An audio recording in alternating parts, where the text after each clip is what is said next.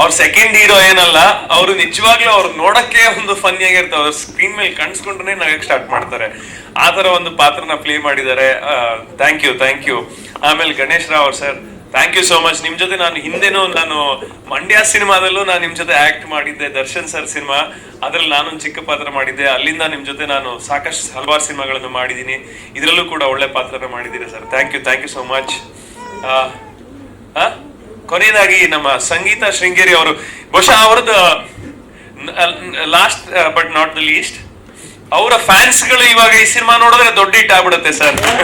Sir thank you so much. ನಿಮ್ ಜೊತೆ ನಾನು ಹಿಂದೆನೂ ಮಂಡ್ಯ ಸಿನಿಮಾದಲ್ಲೂ ನಾನು ನಿಮ್ ಜೊತೆ ಆಕ್ಟ್ ಮಾಡಿದ್ದೆ. ದರ್ಶನ್ ಸರ್ ಸಿನಿಮಾ, ಅದ್ರಲ್ಲಿ ನಾನೊಂದು ಚಿಕ್ಕ ಪಾತ್ರ ಮಾಡಿದ್ದೆ. ಅಲ್ಲಿಂದ ನಿಮ್ ಜೊತೆ ನಾನು ಸಾಕಷ್ಟು ಹಲವಾರು ಸಿನಿಮಾಗಳನ್ನು ಮಾಡಿದ್ದೀನಿ.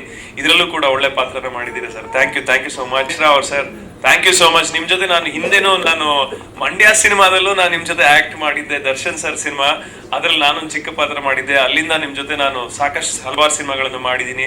ಇದರಲ್ಲೂ ಕೂಡ ಒಳ್ಳೆ ಪಾತ್ರನ ಮಾಡಿದ್ದೀರಿ ಸರ್. Thank you